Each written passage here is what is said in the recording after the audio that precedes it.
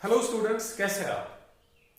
आपको अगर किसी भी टॉपिक पे मेरे सारे वीडियोस देखने हैं तो आप किसी भी टॉपिक के डिस्क्रिप्शन में जाके वहां पे जो प्लेलिस्ट का लिंक है उसको क्लिक करें और आपको उस टॉपिक से रिलेटेड सारे वीडियोस ऑर्डर में प्लेलिस्ट में दिखेंगे और आप उन सारे वीडियोस को वन बाय वन ऑर्डर में देख सकते हो। The next topic of applications of ampere circuit law is what is called a toroidal solenoid. Toroidal solenoid क्या होता है? इससे पहले मैंने एक सोलेनॉइड आपको पढ़ाया जिसका वीडियो आई होप दैट आपने देखा होगा और मैंने उसका बेसिक्स भी समझाया था कि हम सोलेनॉइड को यूज क्यों करते हैं, क्योंकि हमें जो मैग्नेटिक फील्ड चाहिए होता है सोलेनॉइड में वो हम चाहते हैं दैट वो मैग्नेटिक फील्ड यहां एक्सीस पे लाई करे और ऐसे ट्रेवल करे, कुछ ऐसे। ये हमारा कॉन्सेप्ट है सोलेनॉइड का कि हम चाहते हैं दैट ये मैग्नेटिक फील्ड इधर ना हो, वो ऐसे एक्सीस पे कॉन्सेंट्रेट करे। अब इसी सोलेनॉइड का हम और एक स्ट्रक्चर बनाते हैं जिसको हम टोरॉइडल सोलेनॉइड बोलते हैं। टोरॉइडल सोलेनॉइड में क्या होता है? टोरॉइडल सोलेनॉइड में हम एक रिंग शेप्ड बेस लेते हैं, वहां पे एक सिलेंड्रिकल बेस ली थी, यहां पे एक सर्कुलर और रिंग शेप्ड बेस लेते हैं। ये एक रिंग शेप्ड बेस है फॉर एग्जांपल, और इसी रिंग शेप्ड बेस पे हम वायर को बाउंड करते हैं। यहां पे सिलेंड्रिकल बेस पे वायर को बाउंड किया था, ये फॉर एग्जांपल हमने सिलेंड्रिकल बेस पे वायर को बाउंड किया था। यहां पे सर्कुलर बेस पे वायर को बाउंड करते हैं। फॉर एग्जांपल हम बाउंडिंग्स ऐसे दिखाते हैं, ये हमारे पास वाइंडिंग्स है जो हम इस सर्कुलर रिंग पे दिखा रहे हैं, और इन्हीं वाइंडिंग्स को बेसिकली या इसी स्ट्रक्चर को बेसिकली हम टोरॉइड का नाम देते हैं। तो टोरॉइड क्या होता है? टोरॉइड एक ऐसा अरेंजमेंट है जिसमें आप एक सर्कुलर शेप्ड स्ट्रक्चर लेते हैं, रिंग शेप्ड स्ट्रक्चर लेते हैं और उस पे एक इंसुलेटेड वायर को बाउंड करते हैं। मतलब हमारे पास इंसुलेटेड वायर होती है, कॉपर वायर जिसके ऊपर इंसुलेशन होती है, और उसी को हम बाउंड करते रहते हैं, यहां पे लार्ज नंबर ऑफ टर्न्स देते हैं। तो जो स्ट्रक्चर आपको मिल रहा है ये स्ट्रक्चर बेसिकली सोलेनॉइड का काम टोरॉइड का काम करता है। और अगर आप इस टोरॉइड को देखोगे और सोलेनॉइड को देखोगे, ऐसा लगता है जैसे हमने इस सोलेनॉइड को बेंड करके सर्कल बनाया है और वहां से हमने एक टोरॉइड को लाया है। या हम ये कहेंगे दैट अगर इस सोलेनॉइड को हम बेंड करें, इस सोलेनॉइड को बेंड करें in the shape of a ring और in the shape of a circle, we will get another structure called as toroid. इसको हम टोरॉइड का नाम देते हैं। या अगर आप कुछ बुक्स देखोगे वहां पे ये भी लिखा होगा कि एक टोरॉइड जो है वो एक एंडलेस सोलेनॉइड होता है। मतलब जैसे आपके पास सोलेनॉइड होता है बिल्कुल वैसे ही आपके पास टोरॉइड होता है, लेकिन सोलेनॉइड में एंड्स होते हैं। ये इसका एक एंड है, ये दूसरा एंड है, इसमें कोई भी एंड नहीं है। So an endless solenoid is a toroid. और when you bend a solenoid, अगर आप एक सोलेनॉइड को बेंड करोगे in the shape of a ring और circle, you get a toroid. आपके पास एक टोरॉइड मिलेगा। अब एक इंपॉर्टेंट सा कॉन्सेप्ट ये है दैट्स सोलेनॉइड का तो कॉन्सेप्ट ये है कि सोलेनॉइड को तो समझ आ गया हमें कि ये मैग्नेटिक फील्ड यहां पे कंसंट्रेट कराना चाहता है और बाहर का मैग्नेटिक फील्ड 0 के बराबर होता है। सर ये किस लिए आप यूज करते हो? ये टोरॉइडल सोलेनॉइड जो है ये आप क्यों यूज करते हो? टोरॉइडल सोलेनॉइड में आप देखोगे दैट इसका मैग्नेटिक फील्ड जो है वो सारा यहां पे कंसंट्रेट होगा, इधर यहां पे कंसंट्रेट होगा, inside the solenoid, inside the toroid. यहां पे मैग्नेटिक फील्ड नहीं होगा। सर उससे क्या फायदा? देखो फायदा क्या है। अगर एक ट्रांसफार्मर बनाया जाएगा, जब हम ट्रांसफार्मर्स बनाते हैं तो उन ट्रांसफार्मर्स में हम क्या करते हैं, उनमें हम ऐसी रेक्टेंगुलर शेप्ड कॉइल यूज करते हैं, कुछ ऐसे यहां पे वाइंडिंग देते हैं, ये वाइंडिंग्स होती है रेक्टेंगुलर कॉइल। अब इस रेक्टेंगुलर कॉइल में जो मैग्नेटिक फील्ड प्रोड्यूस होता है वो कुछ ऐसे चलता है, कुछ ऐसे, और यहां से इंटरेक्शन करता है जो बाहर के फील्ड्स होते हैं उनसे भी इंटरेक्शन करता है। या हम ये कहेंगे दैट इसमें जो मैग्नेटिक फील्ड प्रोड्यूस होता है यहां पे जो मैग्नेटिक फील्ड प्रोड्यूस होगा वो बेसिकली बाहर के मैग्नेटिक फील्ड से इंटरैक्ट करने का मतलब ये है कि वो बाहर भी थोड़ा थोड़ा लॉस हो जाएगा। इधर से थोड़ा लॉस होगा, यहां से लॉस होगा, यहां से लॉस होगा, यहां से लॉस होगा, क्योंकि ये मैग्नेटिक फील्ड लाइंस यहां से भी चलती है और इधर भी चली जाती है, इधर भी, इधर भी, इधर भी, इधर भी। तो यहां से थोड़ा मैग्नेटिक फील्ड लॉस हो गया। लेकिन इसके बजाय अगर आप एक टोरॉइडल कॉइल यूज करोगे ट्रांसफार्मर में, तो आपका सारा मैग्नेटिक फील्ड इधर ही है, इधर कुछ भी नहीं जा रहा, इधर कुछ भी नहीं जा रहा, इधर कुछ भी नहीं जा रहा, इधर कुछ भी नहीं जा रहा। आपका सारा मैग्नेटिक फील्ड इधर है, सर्कुलेट कर रहा है, और आप उस ट्रांसफार्मर की एफिशिएंसी बढ़ा सकते हो। इसी तरह से अब सवाल यह है सर, सोलेनॉइड तो हमारे पास पहले से था, उसका मैग्नेटिक फील्ड भी तो आउटसाइड जीरो है, लेकिन आप देखो वो इंटरैक्शन कर सकता है, उसका मैग्नेटिक फील्ड लाइन ऐसे चलता है, वो इधर भी इंटरैक्ट कर सकता है, इधर भी इंटरैक्ट कर सकता है। हाँ, इन दो साइड्स में इंटरैक्ट नहीं कर सकता, लेकिन ये अपने सराउंडिंग में कहीं भी इंटरैक्ट नहीं कर सकता। मतलब यहां पे लॉस, यहां पे लॉस, यहां पे लॉस, यहां पे लॉस, जीरो। इसका में भी यहां लॉस हो सकता है, यहां लॉस हो सकता है, यहां और यहां लॉस नहीं हो सकता। लेकिन टोरॉइड का बिल्कुल चारों तरफ जो है या सराउंडिंग में जो है कहीं पे भी लॉस नहीं होगा, इसका सारा मैग्नेटिक फील्ड इधर ही कॉन्सेंट्रेट होगा। इसलिए टोरॉइडल फील्ड पढ़ते हैं, हम देखते हैं टोरॉइडल फील्ड कितना होगा, और इसको टोरॉइडल सोलेनॉइड क्यों कहा जाता है। एक पॉइंट तो क्लियर है, शायद इसको टोरॉइडल सोलेनॉइड इसलिए कहा गया होगा, शायद बिकॉज ये हम बेसिकली सोलेनॉइड ही मानते हैं। हम बोलते हैं दैट अगर एक सोलेनॉइड को बेंड किया जाएगा इन the shape of a circle और रिंग, तो हम इसको क्या कहते हैं, इसको सोलेनॉइड का नाम देते हैं, इसीलिए इसको टोरॉइडल सोलेनॉइड कहा जाता है। इतना ही नहीं, आप देखोगे कि इसका जो मैग्नेटिक फील्ड इंटेंसिटी निकलेगा वो बिल्कुल उतना ही निकलेगा जितना हमारे पास मैग्नेटिक फील्ड इंटेंसिटी किसका है, सोलेनॉइड का है। इसलिए ये टोरॉइड बेसिकली सोलेनॉइड है, इसीलिए इसको टोरॉइडल सोलेनॉइड का नाम दिया जाता है। अब यहां पे टोरॉइडल सोलेनॉइड में हमें 3 पॉइंट्स दिए गए हैं, जिन पॉइंट्स पे हमें मैग्नेटिक फील्ड इंटेंसिटी को कैलकुलेट करना है। एक यहां पे इनसाइड, दूसरा यहां पे जहां पे वाइंडिंग्स है, with in the windings of the toroid, और तीसरा बाहर। ये 3 पॉइंट्स हमें दिए गए हैं, जिन पॉइंट्स पे हमें कैलकुलेट करना होगा what is the magnetic field intensity due to a toroid. एक टोरॉइड की वजह से कितनी मैग्नेटिक फील्ड इंटेंसिटी होगी, और यूज करना होगा ampere circuit law. Ampere circuit law को हम यूज करने वाले हैं। हमें बेसिकली बोला गया कि आप यहां पे मैग्नेटिक फील्ड इंटेंसिटी को कैलकुलेट करो, यहां पे कैलकुलेट करो और यहां पे कैलकुलेट करो। अगर आप प्रॉपर्ली देखोगे, मैंने यहां पे इसका एक्चुअल स्ट्रक्चर बनाया है जैसा ये एक्चुअली दिखना चाहिए। देखो, ये मैंने वायर लाई है और यहां पे वाइंडिंग स्टार्ट की है। देखो ऐसे ऐसे ऐसे ऐसे ऐसे ऐसे ऐसे ऐसे ऐसे ऐसे ऐसे, और यहां से फिर वो बाहर निकलती है। तो ये वायर का एक एंड है जिसको मैंने लिया है, फिर यहां पे वाउंड करते करते मैं वापस आया हूं, वाउंड करते करते वापस आ गया, और यहां से मैंने वायर को निकाला। जब मैं यहां से करंट पास करूंगा, यहां से जब मैं करंट पास करूंगा तो करंट ऐसे चलेगी। देखो ये ऐसे पीछे से करंट, फिर आगे आ गई, फिर से आगे, फिर पीछे चलेगी, फिर आगे आ गई, कुछ ऐसे। तो जैसे वायर्स बंधी हुई है ऐसे ही करंट भी सर्कुलेट हो रही है और इधर से फिर वापस आ रही है। तो आप देख पाओगे दैट इस पॉइंट पे करंट जो है ये बाहर की तरफ जा रही है और इस पॉइंट पे अंदर की तरफ जा रही है। आप अगर प्रॉपर्ली देखोगे, यहां पे इस पॉइंट पे करंट बाहर की तरफ जा रही है और यहां पे अंदर की तरफ जा रही है। ये बाहर, ये अंदर, ये बाहर, ये अंदर, ये बाहर, ये अंदर, ये बाहर, ये अंदर, तो ऐसे ही।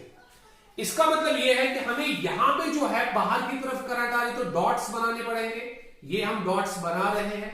देखो, डॉट्स का मतलब ये है दैट करंट जो है वो बाहर की तरफ आ रही है टोरॉइड से, और क्रॉस हम अंदर वाले पोर्शन में बनाने वाले हैं। देखो, ये बाहर आ रही है और यहां पे मैं क्रॉस बना रहा हूं। देखो, ये क्रॉस है, ये क्रॉस है। अब मैं सिंपली क्रॉस बनाऊंगा, सर्कल में इसको नहीं बनाऊंगा। ये क्रॉस है, तो ये क्रॉसेस हमने बनाए। तो यहां पे करंट एंटर कर रही है और वहां पे करंट बाहर की तरफ लीव कर रही है। ये देखो, ये हमारे पास क्रॉसेस है, कुछ ऐसे।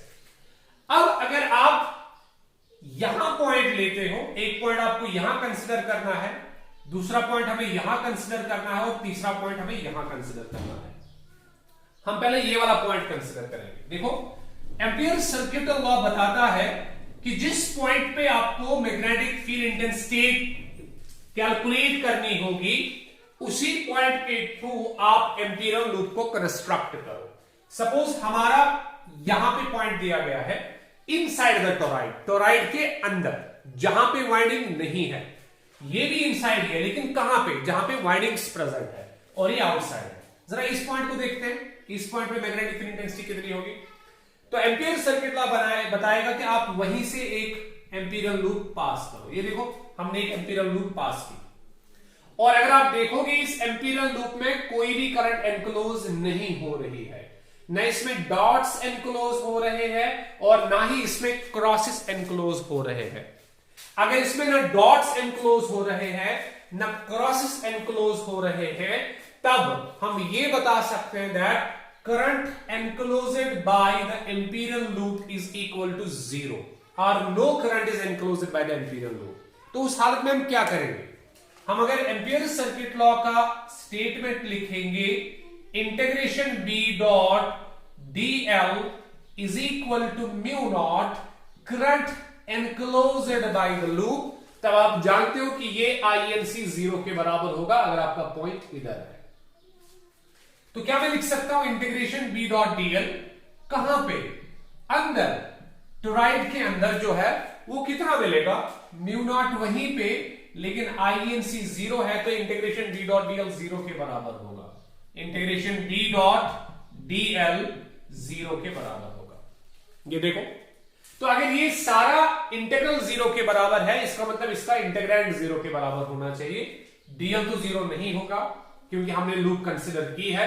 ये हम इसका dl कंसिडर कर रहे हैं। देखो, ये इसका dl है, तो dl इज नॉट 0, dl 0 नहीं है तो b 0 होना चाहिए। अगर इस प्रोडक्ट को 0 बनाना है तब b जो है वो 0 के बराबर होना चाहिए। इसका मतलब यह है कि टोराइड के सेंटर में या इनसाइड द टोराइड जहां पे वाइंडिंग्स प्रेजेंट नहीं है, वहां पे आपको मैग्नेटिक फील्ड इंटेंसिटी की वैल्यू 0 के बराबर मिलेगी। तो ये हमारा पहला पॉइंट है। कहां पे? इनसाइड। अब हम आउटसाइड पॉइंट पे जाते हैं, उसके बाद इस वाले पॉइंट पे जाते हैं जहां पे वाइंडिंग्स प्रेजेंट है। आउटसाइड पॉइंट पे अगर हम एम्पियर सर्किट लॉ को यूज करें, तब हमें यहीं से एक एम्पिरियल लूप को कंस्ट्रक्ट करना होगा। ये देखो, हम एम्पिरियल लूप को कंस्ट्रक्ट कर रहे हैं, और अगर आप देखोगे, अगर हमने एम्पिरियल लूप को कंस्ट्रक्ट किया, अगर मैं इस टाइम आपको बताऊं that how much is the current enclosed by this imperial loop, इस एम्पिरियल लूप में कितनी करंट एनक्लोज हो रही है, तो आपका आंसर क्या होना चाहिए? सर इसमें तो सारी करंट एनक्लोज हो रही है। कितनी? देखो, इसमें डॉट्स भी एनक्लोज हो रहे हैं, इसमें क्रॉसेस भी एनक्लोज हो रहे हैं।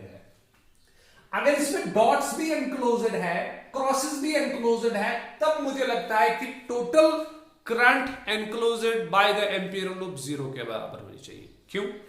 सर क्योंकि आप डॉट्स को अगर पॉजिटिव मानोगे तो क्रॉसेस को नेगेटिव मानना पड़ेगा। अगर हम क्रॉसेस को पॉजिटिव मानेंगे तब डॉट्स को नेगेटिव मानना पड़ेगा, और net current enclosed by the Amperian loop किसके बराबर होगा? 0 के बराबर होगा।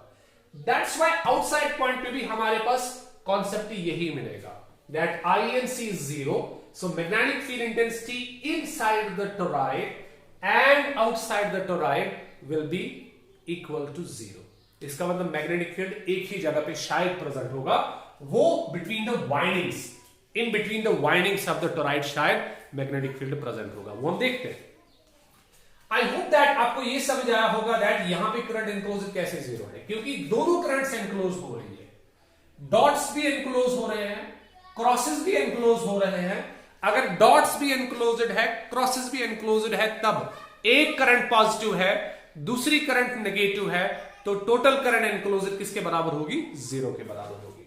अब हम और एक पॉइंट लेंगे, that is in between the और बिटवीन द सोलेनॉइड और इसके वाइंडिंग्स के बीच में जो पॉइंट लाई करेगा। लेट्स सी वहां पे क्या हम करेंगे। सो एक बात आपको याद रखनी है दैट आप अगर पॉइंट इनसाइड द टोराइड लेते हो, वहां पे करंट है ही नहीं, तो करंट एनक्लोज्ड 0 होगी।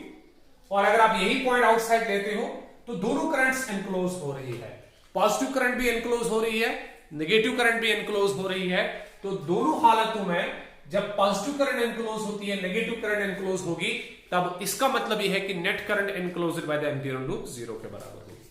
अब ये वाला पॉइंट लेते हैं, देखो बेटा ये वाला पॉइंट हम ले रहे हैं, तो यहां से मैं एम्पिरियल लूप को ड्रॉ कर रहा हूं। उसी पॉइंट से आपको एम्पिरियल लूप ड्रॉ करनी है जिस पॉइंट पे आपको मैग्नेटिक फील्ड इंटेंसिटी कैलकुलेट करनी होगी। ये मैं एम्पिरियल लूप को ड्रॉ कर रहा हूं उसी पॉइंट से जिस पॉइंट पे मुझे कैलकुलेट करनी होगी मैग्नेटिक फील्ड इंटेंसिटी। ये देखो, अब मैं इंटीग्रेशन b डॉट dl को यूज कर रहा हूं। देखो इंटीग्रेशन b डॉट dl, पहले मैं लेफ्ट हैंड साइड को यूज करूंगा, उसके बाद राइट हैंड साइड को यूज करूंगा, क्योंकि यहां पे INC 0 के बराबर नहीं होगी। देखो ये हमारे पास लूप है, इसने इन सारे क्रॉसेस को एनक्लोज किया है, डॉट्स को एनक्लोज नहीं किया है।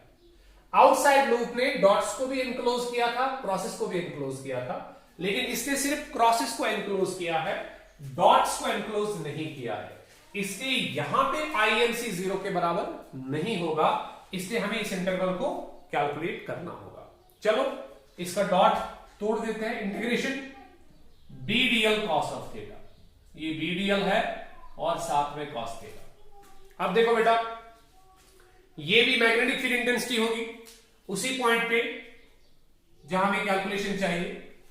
dl एलिमेंट्स होंगे इस लूप पे, ये आपको पता है। थीटा एंगल होगा b और dl के बीच में, तो पहले हमें थीटा डिफाइन करना होगा, उसके लिए डायरेक्शन ऑफ b मालूम होना चाहिए और dl की डायरेक्शन तो हमें पता है। dl की डायरेक्शन वैसे ही होती है, हाँ dl की डायरेक्शन वैसे ही होती है जैसे लूप को ट्रेवर्स किया जाएगा।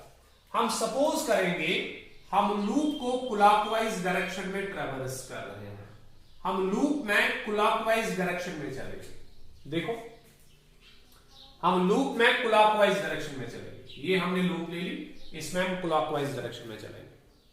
अब देखो क्या होगा, या एंटी क्लॉक, आपकी मर्जी है, आप क्लॉकवाइज में चलो या एंटी क्लॉकवाइज में चलो, ठीक है। तो या एंटी क्लॉकवाइज डायरेक्शन में चलते हैं हम लूप में, for example anti clockwise direction में चलेंगे या क्लॉकवाइज डायरेक्शन में चलेंगे, आपकी मर्जी है। अब देखो अब मैग्नेटिक फील्ड लाइन कैसे होगी, अब ये सोचना होगा कि टोरॉइड में मैग्नेटिक फील्ड लाइंस कैसे होगी, या इस पॉइंट पे मैग्नेटिक फील्ड इंटेंसिटी की डायरेक्शन कैसे होगी। अगर ये dl की डायरेक्शन है, अगर ये dl की डायरेक्शन रिप्रेजेंट हो रही है, ये dl की डायरेक्शन है, अब b की डायरेक्शन कैसे होगी। देखो करंट अंदर की तरफ है, हम पाम रूल लगाएंगे, ये करंट अंदर की तरफ है कि नहीं, करंट अंदर की तरफ है। हम पहले इस रिंग को कंसिडर करेंगे। देखो सपोज हमने टोरॉइड को ऐसे कंसिडर किया, ये हमारे पास टोरॉइड है, ये टोरॉइड है हमारे पास, और अगर हम क्लॉकवाइज में चले तो dl की डायरेक्शन नीचे की तरफ होगी, अगर हम एंटी क्लॉकवाइज डायरेक्शन में चलेंगे तो dl की डायरेक्शन ऊपर की तरफ होगी, ये हम जानते हैं। अगर हम क्लॉकवाइज डायरेक्शन में चले, क्लॉकवाइज डायरेक्शन में चले कुछ ऐसे, तब dl की direction tangent to the ring होगी, तो वो नीचे की तरफ होगी, और अगर हम एंटी क्लॉकवाइज डायरेक्शन में चलेंगे तब dl की डायरेक्शन ऊपर की तरफ होगी, ठीक है ना। अब dl की डायरेक्शन तो हमें पता है, या तो ये अपवर्ड डायरेक्शन में होगी या डाउनवर्ड डायरेक्शन में होगी, ये या तो ऊपर की तरफ होगी या नीचे की तरफ होगी, ठीक है ना। अब हमें बेसिकली b की डायरेक्शन चाहिए, मैग्नेटिक फील्ड इंटेंसिटी की डायरेक्शन इस पॉइंट पे कितनी होगी। इस पॉइंट पे मैग्नेटिक फील्ड इंटेंसिटी की डायरेक्शन निकालने के लिए हमें उस करंट को कंसिडर करना होगा जिस करंट को एम्पीरियल लूप एनक्लोज कर रही है। सर कौन सी वाली करंट एनक्लोज हो रही है, क्रॉस वाली करंट, मतलब जहां पे करंट अंदर की तरफ जा रही है। तो अगर करंट अंदर की तरफ है तो आपको याद होगा हम कैसे निकालते हैं, हम पाम रूल यूज करेंगे। पाम रूल बताता है अपना थंब करंट की डायरेक्शन में ले लो, अपने फिंगर टिप्स पॉइंट की तरफ रखो, फिर पाम पे जो परपेंडिकुलर ड्रॉ होगा वही परपेंडिकुलर बेसिकली क्या रिप्रेजेंट करेगा, वही परपेंडिकुलर रिप्रेजेंट करेगा what is the direction of magnetic field intensity. अब देखो तो ये करंट हमने अंदर की तरफ ली, ये करंट हमने अंदर की तरफ ली, ठीक है ना, ये करंट अंदर की तरफ है, ये देखो ये करंट अंदर की तरफ है, पॉइंट हमारा इधर है, तो ये करंट अंदर की तरफ, पॉइंट ऐसे, आप देख लो, ये करंट अंदर की तरफ, पॉइंट ऐसे, ये करंट अंदर की तरफ और पॉइंट ऐसे, तो ये हमारा मैग्नेटिक फील्ड इंटेंसिटी जो उस पॉइंट पे होगा वो नीचे की तरफ होगा, नीचे की तरफ ऐसे, ये हमारा करंट अंदर की तरफ, ये पॉइंट यहां पे, ये पॉइंट यहां पे, तो हमारा करंट अंदर की तरफ, ये हमने डाले कौन, finger tips towards the point, ठीक है ना। तो अगर आप ऐसे करंट को लेते हो, फिंगर टिप्स ऐसे डालते हो, ऐसे करंट को लेते हो, फिंगर टिप्स ऐसे डालते हो, ठीक है ना, तब जो पाम पे टेंजेंट होगा, पाम पे परपेंडिकुलर नीचे की तरफ होगा, मतलब यहां पे magnetic field intensity tangent to the circle होगी नीचे की तरफ। आप समझो बेटा, मैंने कहा कि इस टोरॉइड में हम वो करंट कंसिडर करने वाले हैं जो क्रॉसेस से रिप्रेजेंट हो रही है, मतलब इनवर्ड डायरेक्शन में जो करंट है, ऐसे, ये इधर ऐसे, ये वाली करंट नहीं आउटवर्ड डायरेक्शन में जो है, तो ये वाला नहीं, ये वाली नहीं, हम इनवर्ड वाली करंट को कंसिडर करने वाले हैं। तो ये मैंने इनवर्ड वाली करंट ले ली, ये वो पॉइंट है, फॉर एग्जाम्पल इधर वो पॉइंट है इधर, तो हमने ये थंब लिया, ये पॉइंट की तरफ मैंने फिंगर्स रखी, पाम पे परपेंडिकुलर नीचे की तरफ का मतलब है यहां पे या यहां पे नीचे की तरफ, तो यहां पे नीचे की तरफ का मतलब है टेंजेंट टू इट। वैसे ही तो डीएल भी है, आप समझो, वैसे ही तो डीएल भी है। देखो इस लूप में आप क्लॉकवाइज चलो, इस लूप में आप क्लॉकवाइज चलो, तो यहां पे जो डीएल की डायरेक्शन होगी वो भी वैसे ही होगी, तो डीएल भी वहीं से होगा, बी भी वहीं से होगा। थोड़ा सा समझने की कोशिश करो, शायद अगर कंफ्यूजन होगा तो वो क्लियर हो जाए। मैंने कहा दैट हम इस टोरॉइड में बेसिकली थीटा निकालने की कोशिश कर रहे हैं, what is the angle between B and dl. तो बी और डीएल का एंगल निकालने के लिए हमें दोनों की डायरेक्शन पता होनी चाहिए, डीएल की डायरेक्शन कैसी है और बी की डायरेक्शन कैसी है। हमने एज्यूम किया दैट हम लूप को ट्रैवर्स करेंगे कैसे, क्लॉकवाइज डायरेक्शन में। अब हम लूप को ट्रैवर्स करेंगे क्लॉकवाइज डायरेक्शन में। जब आप लूप को क्लॉकवाइज डायरेक्शन में ट्रैवर्स करते हो तो डीएल की डायरेक्शन टेंजेंट होगी, लेकिन उसी डायरेक्शन में जिस डायरेक्शन में आप लूप को ट्रैवर्स करते हो, तो नीचे की तरफ, तो यहां पे टेंजेंट है, ठीक है ना। अब बी की डायरेक्शन कैसे मिलेगी सर, बी की डायरेक्शन करंट से मिलेगी। आपको कौन सी करंट लेनी है, क्या आउटवर्ड की इनवर्ड से, इनवर्ड करंट, क्योंकि हमारी लूप ने जो है वो सिर्फ क्रॉसेस को एनक्लोज किया है, डॉट्स को एनक्लोज नहीं किया। तो हमने फिर से लूप को कंस्ट्रक्ट ऐसे किया, देखो ऐसे, हमने अपना थंब जो है along the direction of current लिया इनवर्ड्स, फिर अपने फिंगर टिप्स को पॉइंट की तरफ लिया, पॉइंट इधर है फॉर एग्जांपल या इधर, तो यहां पे भी परपेंडिकुलर जो है वो टेंजेंट टू द सर्कल होगा, तो नीचे की तरफ, तो बी और डीएल की डायरेक्शन ऑब्वियसली सेम होगी, तो इसका मतलब इनके बीच में एंगल 0 डिग्री दिया जाएगा। तो हम लिखेंगे integration B dl cos of 0। I hope that आपको इस डिस्कशन में समझ आया होगा दैट इनके बीच में जो एंगल है वो ऑब्वियसली 0 है, ये 0 हो गया। तो अगर निकालेंगे इंटीग्रेशन बी डीएल, ये बी डीएल है बिकॉज cos 0 1 के बराबर है। इस b को हम बाहर निकालने वाले बिकॉज ये b यूनिफॉर्म होगा किस पे, एम्पीरियल लूप पे इसका वैल्यू सेम होगा। हाँ, इधर भी मैग्नीट्यूड सेम होगा, इधर भी मैग्नीट्यूड सेम होगा, इधर भी मैग्नीट्यूड, हर किसी जगह पे मैग्नीट्यूड सेम होगा क्योंकि ये सेपरेशन सेम है हर किसी पॉइंट पे, तो b तो यूनिफॉर्म होगा, ठीक है ना। और इंटीग्रेशन क्लोज्ड लूप डीएल का मतलब है सारे डीएल्स को आप ऐड करते जाओ, सारे डीएल्स को आप ऐड करते जाओ, जो भी एम्पीरियल लूप पे डीएल्स है उनको ऐड करते जाओ। जब आप एम्पीरियल लूप पे डीएल्स को ऐड करोगे तो आप क्या बनाने वाले हो सर, हम तो सर्कल की लेंथ बनाने वाले हैं, हम तो सर्कुलर लूप बनाने वाले हैं, तो इसलिए यहां पे लिखा गया जाएगा b multiplied by circumference of circular loop, circumference of circular loop. और सर्कमफ्रेंस आप लोगों को पता है b मल्टीप्लाइड बाय सर्कमफ्रेंस कितना होगा, 2 पाई radius, so 2 pi radius of the loop, r is the radius, ये रेडियस है loop, r is the radius of loop. तो ये हमें बेसिकली लेफ्ट हैंड साइड मिला, इक्वेशन नंबर 1। अब हम राइट हैंड साइड की बात करेंगे।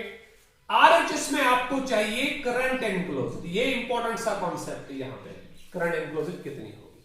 अब देखो करंट एनक्लोज्ड कितनी होगी, करंट एनक्लोज्ड लूप में कितनी होगी? अगर आपने सोलेनॉइड प्रॉपरली पढ़ा होगा तो आपको याद होगा कि जब आप टर्न्स देते हो, ये मेरे पास टर्न्स ऐसे है, कुछ ऐसे, अगर इस टर्न में करंट आई है तो इसमें भी आई होगी, इसमें भी आई होगी, इसमें भी आई होगी, हर किसी टर्न में आई करंट होगी। अगर हमारी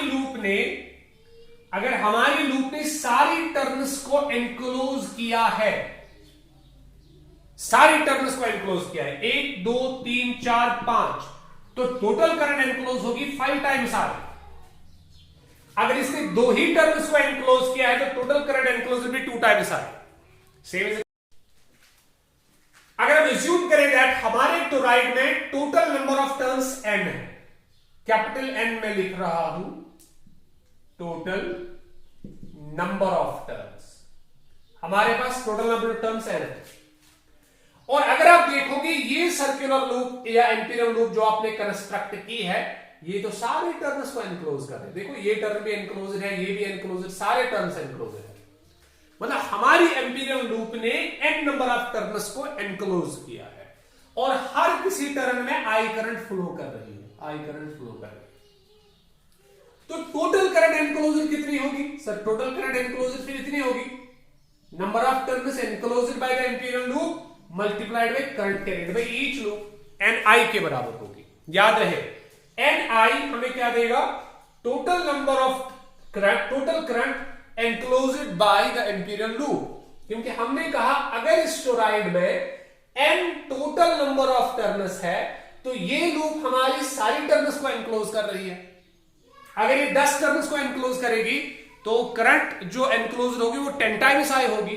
अगर 100 टर्न्स को एनक्लोज करेगी तो 100 टर्न्स आई होगी। अब इसने n टर्न्स को एनक्लोज किया तो n टाइम्स आई होगी। तो हमारा राइट साइड भी मिला, लेफ्ट साइड भी मिला, तो यूज करेंगे therefore according to Ampere's circuit law. वो क्या बताएगा? वो बताएगा integration b dot dl, integration b dot dl is equal to कितना? Mu naught i en c, current enclosure. अब इसका वैल्यू तो हम जानते हैं, b multiplied by 2 pi r इसका वैल्यू है, वो हम सब शूट करने वाले हैं। तो b multiplied by 2 pi r, b multiplied by 2 pi r is equal to, वो किसके बराबर आएगा?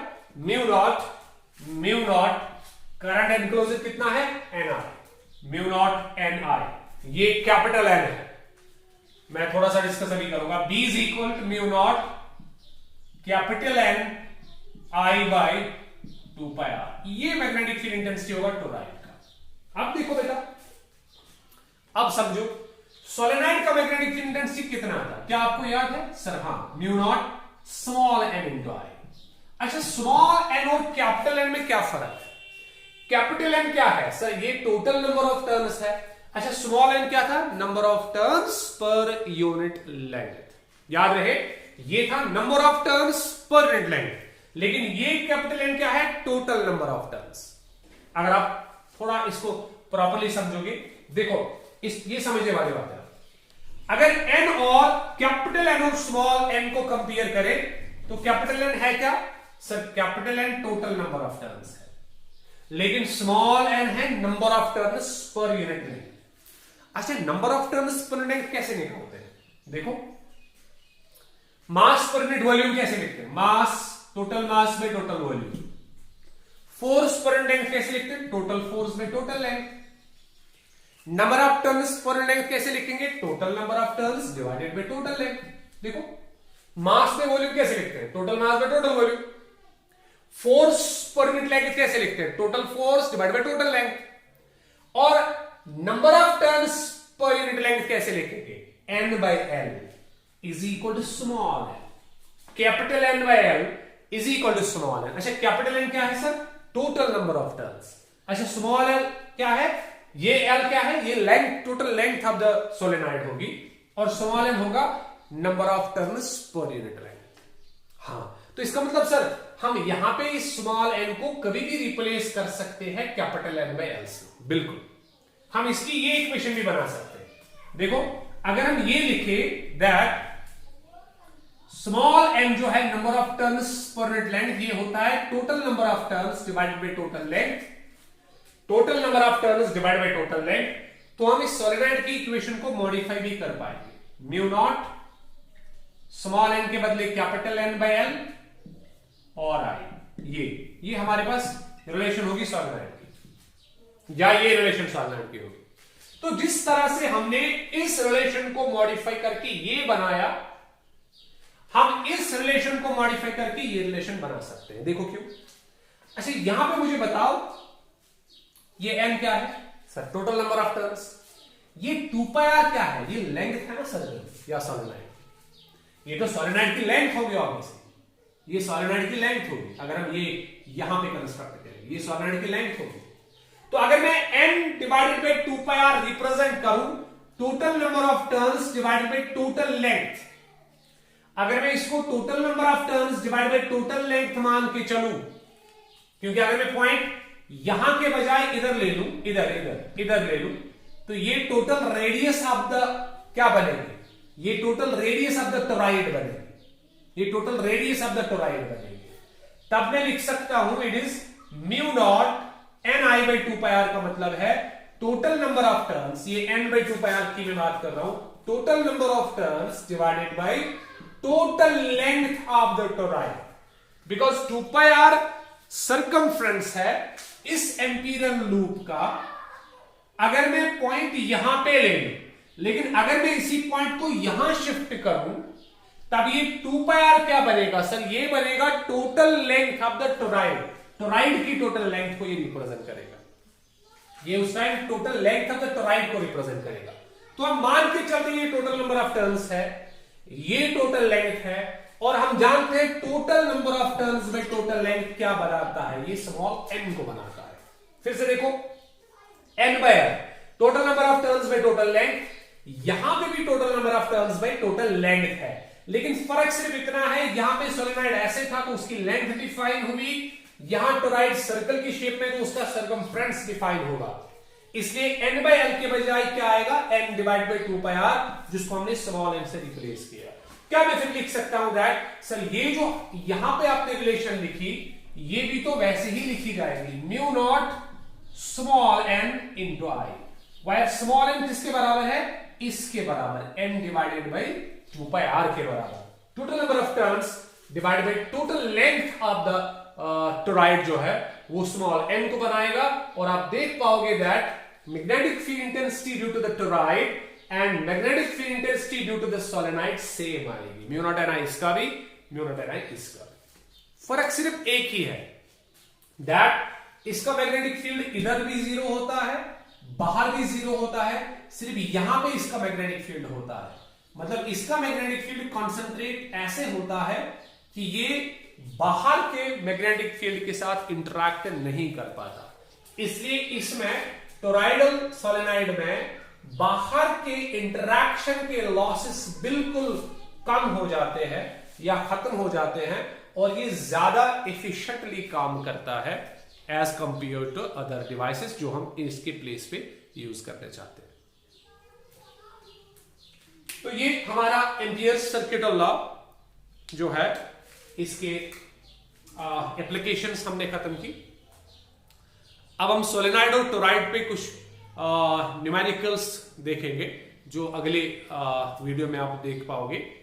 तो उसके बाद जो है हम आगे चलेंगे, उसके बाद हम फोर्स की बात करेंगे जिसको हम मैग्नेटिक फोर्स का नाम देते हैं।